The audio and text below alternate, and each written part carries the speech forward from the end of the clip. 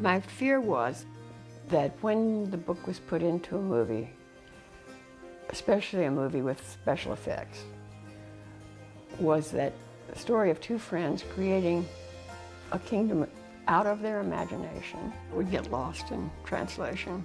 Wow. I don't think it did. I think the director and cinematographer and the actors were able to show us in a remarkable way that Terabhithia is a product of the children's imagination.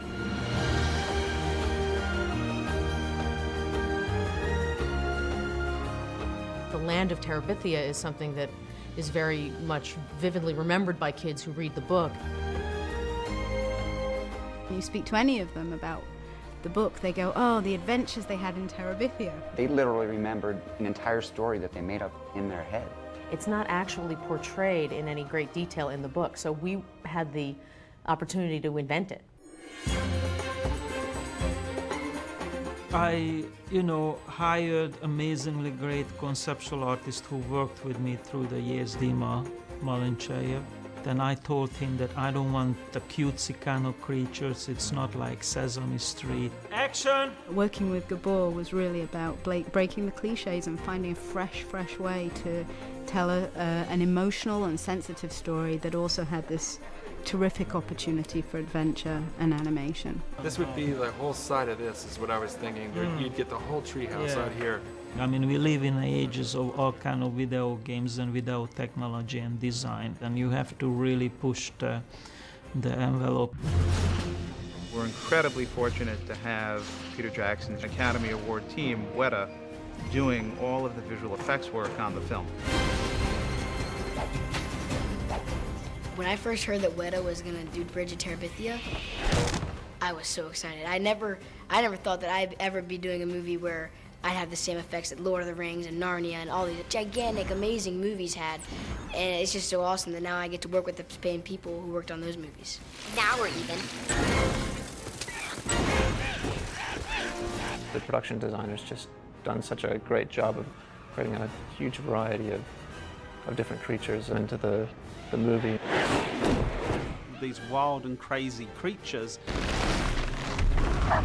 give an audience an opportunity to explore and discover along with the children. Just close your eyes, but keep your mind wide open. Obviously, when the kids start to dream up their own fantasy world, they take a lot of inspiration from their real life. There's the Squilgers, based off Scott Hoger.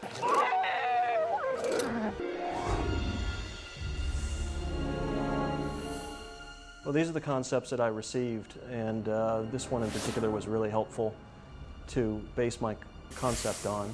So we take that as our initial reference, then that'll become our blueprint for modeling the 3D version of the creature itself. So they kind of scan the kid's face and it makes it onto the Squilgers. There's also the Gary Vultures, based off Gary Fulcher. You're dead.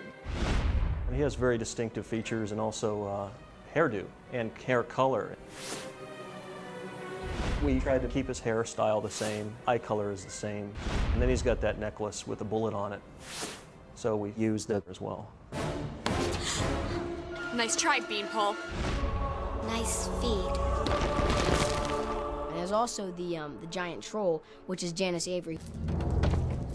I think the giant is a beautiful creation. It turns out to be something else than everybody thought. It has a beautiful emotional turn into that character, which I think made it to one of my favorite creations. There's a very fine line of just how much do we have to bring the appearance of the kids and their behavior into the design of the creatures without making it look silly and kind of over-caricatured, and just finding elements of the kids that we can fold into the design. It's very satisfying to kind of bring a character to life, especially when they're very imaginative characters like these. You can really get into what the character's thinking and doing.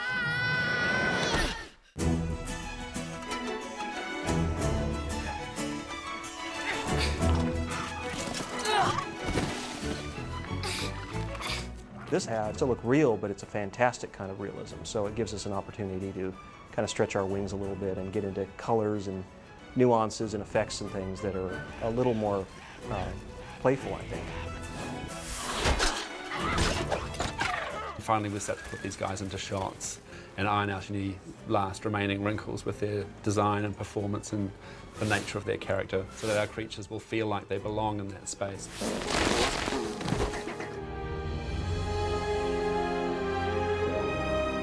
The opportunity to explore that wonderful world across the brook underneath the trees and meet and discover these wild and crazy creatures in this faraway place create very beautiful cinema and make a very memorable and beautiful movie for audiences the world over.